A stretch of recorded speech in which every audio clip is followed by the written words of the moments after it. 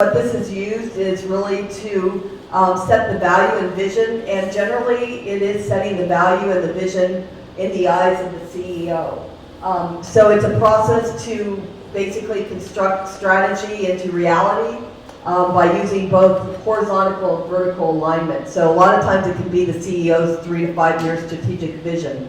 However, Hoshin Kanri can also be used at the departmental level to set goals, or it could even be used at the project or the program level to really set your vision. So this tool can be used for a variety of methods, but it's really using tactics that you set at the strategic level to really ensure that the alignment of the strategic vision takes place by a set of steps. And we'll talk about those. So what Hoshin Kanri uses is a sample X matrix format. So really what you do is start at the bottom. So at the bottom, what you have are your key strategies. So when you use your key strategies, you use a SMART format. And who can tell me what SMART means? Who knows the acronym for SMART? Somebody that hasn't already won. Go ahead. Specific, measurable, actionable,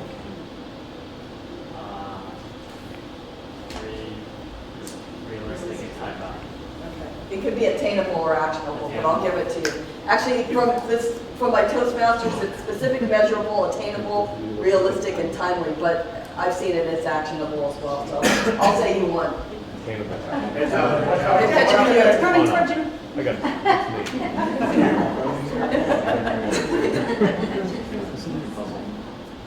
So at the bottom, the key strategies are really to use that SMART format and set what your key strategies are going to be, either for the organization or for your program. The next area is the left area. So these are really the main initiatives that you're going to do, how you're going to achieve the objective. So these are kind of the high-level hows of how you're going to achieve the objective, and I'll show you a couple of examples in a moment. And then at the top are the tactical actions. So what are the steps that you're going to take to get the how done? So this is really how one, right, the lower level how, and then the tactical actions is also known as how to, or the lower level actions. And then the final area is the key metrics. So these are the key metrics that are used to monitor your results. And then at the right, you've really got your resources. So, but this is an example of what's called the X Matrix format.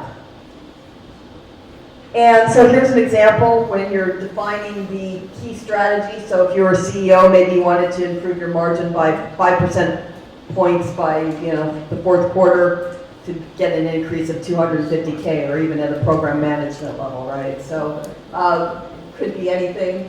When you're doing the key strategies, you can use Hoshin Kanri along with other tools. I think all of you know the SWOT analysis and other tools like that. So you can actually use it in combination with other tools, or you can just use the Hoshin Kanri tool. The next topic is developing the initiatives. So when you're developing the actual main initiatives, here's some examples.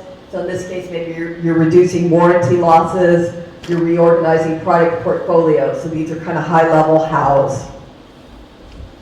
Now for the tacticals, developing the tactics, which are the tactical actions at the top here. So here's how you would, for example, reorganize the product portfolios, conduct a portfolio analysis, and then rationalize. So, so basically you're doing the analysis. So this is how you do the how, if that makes any sense. So the how is to reorganize the project portfolios, and in order to do that, you conduct the analysis. So that's what you would put in the tactical actions. The next item is developing the key metrics.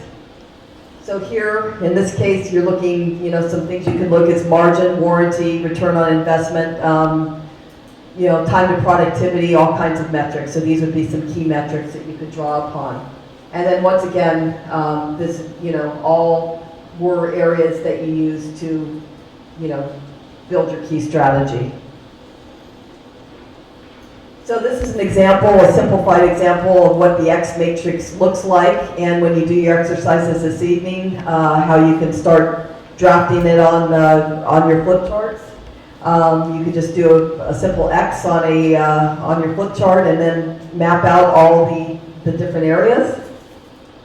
And this is a much more complex example where you start with the X, and from the X you number them and actually start really mapping out your detail. So this is an example in a flat format. For those of you who are lucky enough to have won a prize tonight, this is a cube for Hoshin Kanri. So it actually opens up and starts with the X matrix, and then it opens up into different expansions of detail of how you do the Hoshin Kanri process. So this is a tool from the ASQ that you can actually purchase from the ASQ bookstore. That for those of you who are lucky enough to have won the prize, you want a 3D version of this.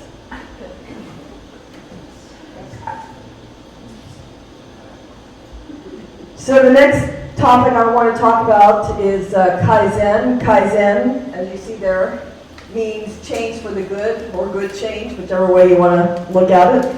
So Kaizen is companies move closer to perfection. They use continuous improvement known as Kaizen. And Kaizen is the Japanese principle that improvements come from a series of small incremental gains. So it's not necessarily one large burst, but it could be a series of small gains or small improvements in the process. So this is a great philosophy.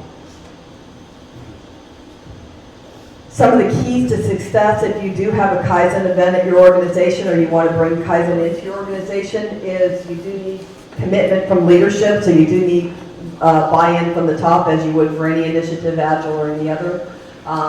And you definitely need to have a lean champion on board that will help act as your sponsor and a governing committee. And then you would want to have a lean subject matter expert to lead your Kaizen events. So these are kind of some of the three key things. Not the only things you need, but three of the first things you would want to think about if you were going to go do a Kaizen event. And there's a couple different types of Kaizen. You can have Kaizen workshops that go on for weeks or even a month, where people are in a room every day and all they're doing is, going through and finding ways to improve process maps, so they can be very long and drawn out. Or there could be something known as a Kaizen blitz. And Dr. Leiker in his book, The Toyota Way, talks about a Kaizen blitz. You can actually just find any process that needs a quick improvement and use Kaizen to quickly change that. So you could have a 2-hour meeting, an hour meeting, or however short the meeting is, to actually use Kaizen principles to just get that quick burst in productivity that you're looking at by analyzing your current and future state process maps. So what we're going to do now is I'm going to turn it over to you. So we're going to do a group exercise. There's going to be 2 parts to the exercise. What part 1 is going to be is to create a vision for process improvement. So the area could be software development. I know there's a couple of healthcare folks out there in the crowd, so if you want to form into a team and do a healthcare project, that's fine. I'm going to assume most of you are probably going to want to do a software process improvement, but if there's something else you want to do, that's fine. So the first place that I want you to start is by using Hoshin Kanri to really set your vision. So using the X matrix format to really set your vision, the how you're going to do it, the detailed steps, and then the metrics you're going to use to capture at the end to see whether or not you really improve the process or not. And there's going to be some key people on each team. Of course, you're going to need a team leader. That's the person that, when it's all said and done, is going to present. They will be your presenter. The presentations will be about 5 or 10 minutes each. Also, if there's any issues or things that you need from me, the team leader can come to me for any problems. The next person will be the lean subject matter expert.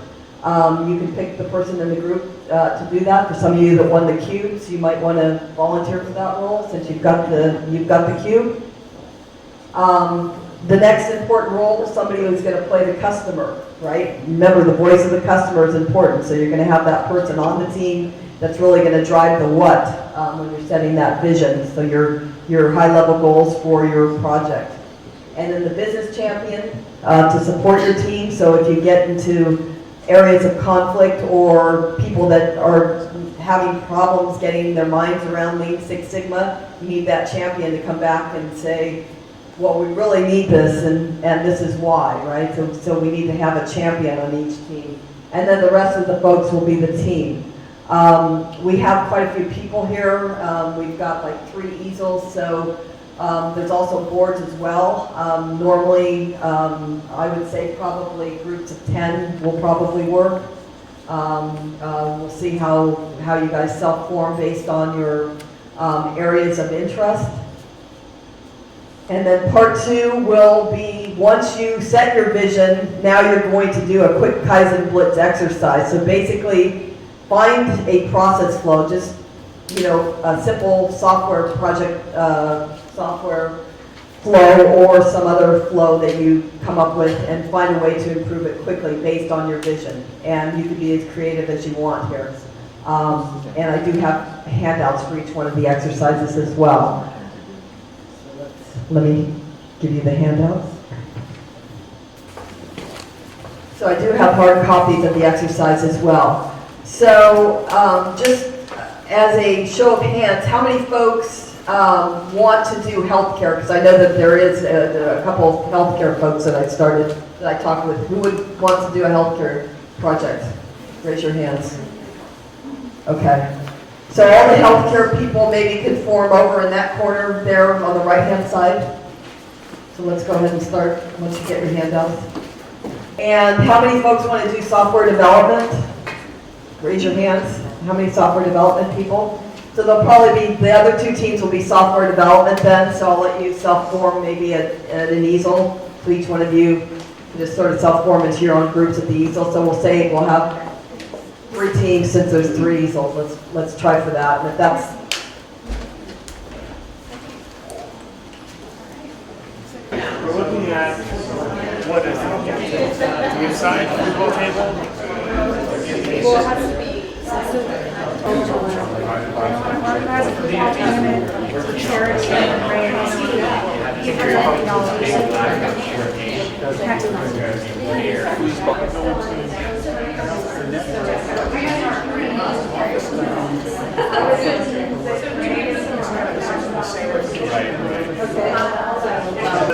So there's multiple down here, multiple and all. 6 to 8.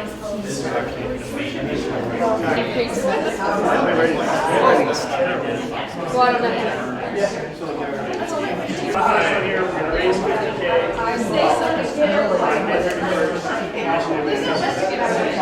Raising 50K, food alternatives to be one line of revenue behind that. If you want to put anything else, it's an additional line.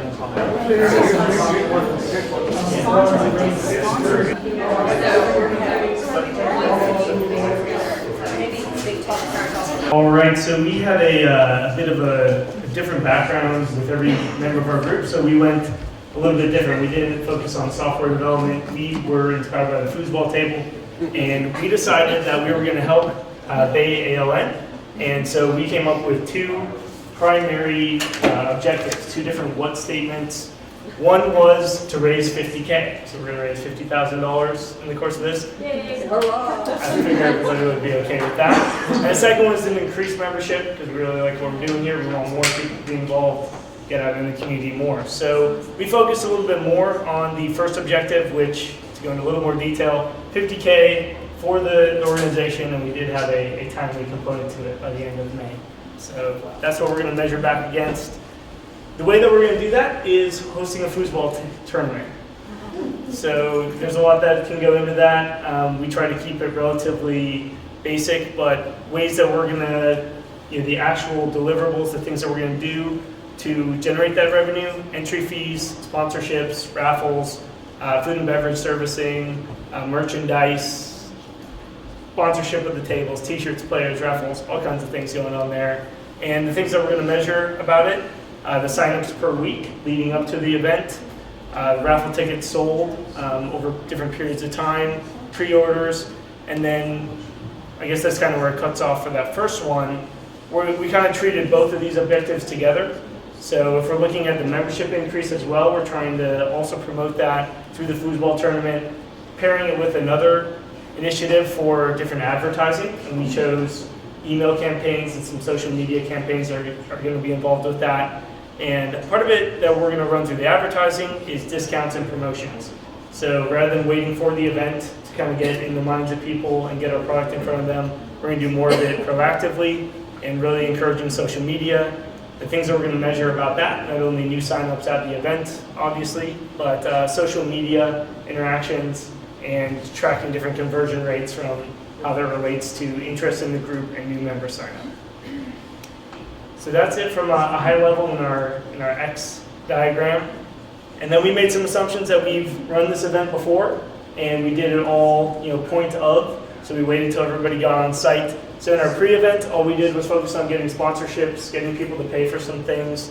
Where in our new flow, we're taking on early bird specials. We're being more proactive through the marketing, through the campaigns, to get more of that revenue in earlier, things that we can recognize earlier. Whereas at the actual event, it's going to be primarily, a few pricing differentiators. So we're doing early bird specials, group discounting, those sort of things. So at the event, it's tailored down. We're still getting some of the revenue, but it's a little bit simpler. Yay. So a little bit different than software development.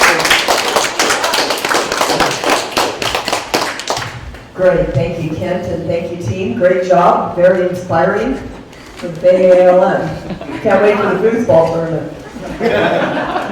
Who would like to go next? I think, okay, yes.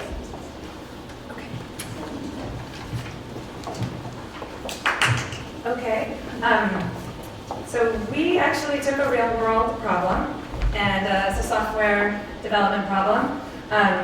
So imagine a digital wallet, that's our product, and and the issue that we have is that we have difficult to use or implement requirements that are fuzzy from our customers, and we have 3 different customers who are using the same wallet. So as part of it, we have issuing banks, we have merchant banks, and we have end users. So that's our problem. So our key objective was to find common ground in requirements between our 3 customer personas and produce requirements that are acceptable to all 3 customer personas.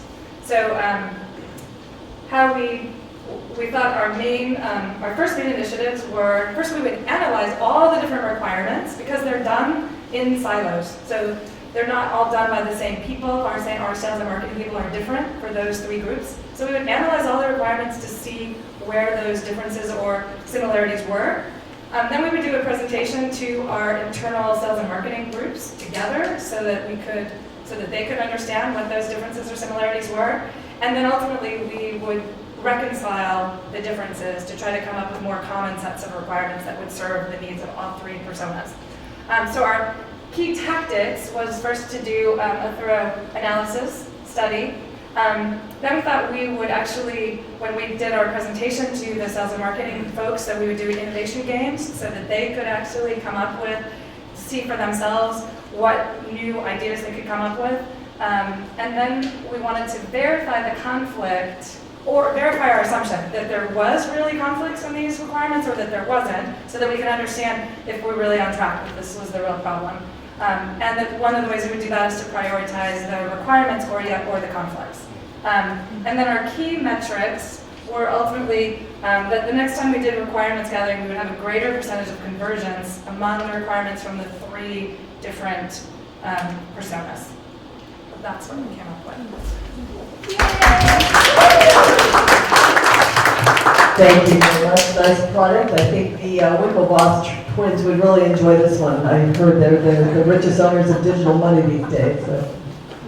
So last but not least, we'll go in the back corner here.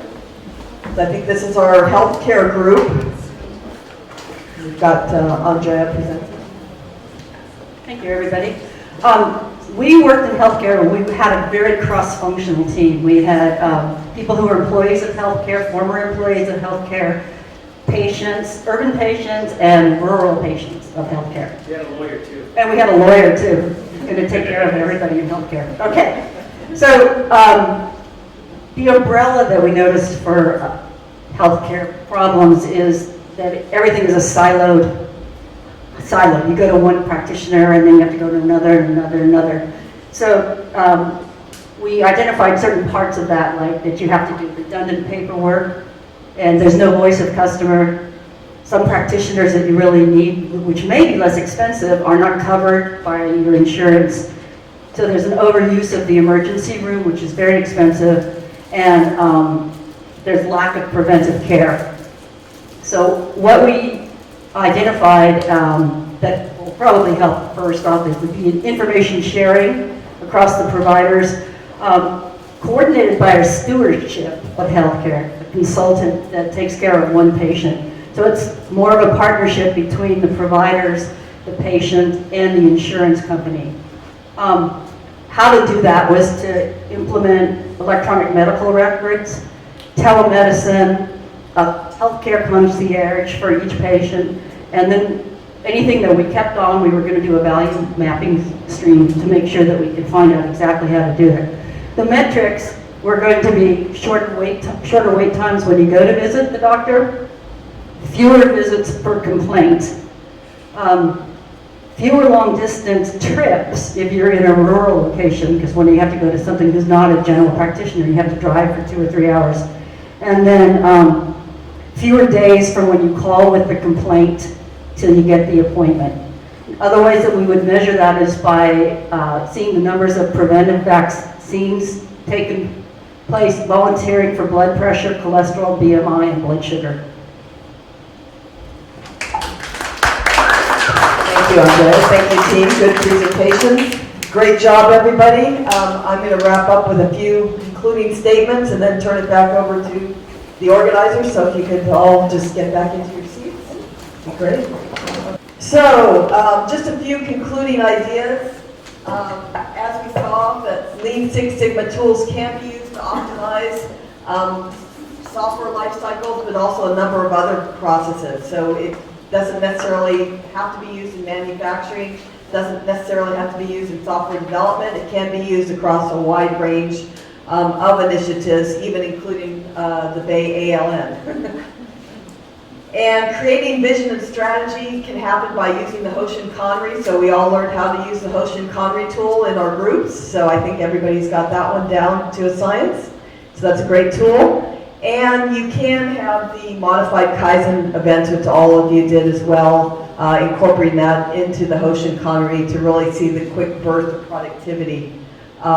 If you really did a full-on Kaizen event, like I said, it would take weeks or sometimes even up to a month with those workshops where you're really mapping out all the value stream maps end to end. But in this case, we really just were able to capture them quickly using the Hoshin Kanri format. I do have a Excel spreadsheet of the Hoshin Kanri as well as some other metrics such as a SWOT. So if you drop your business card in this cup, either one of these cups up here, I will email it to you. And I thank you all for doing such a great job on your projects and being such a great audience.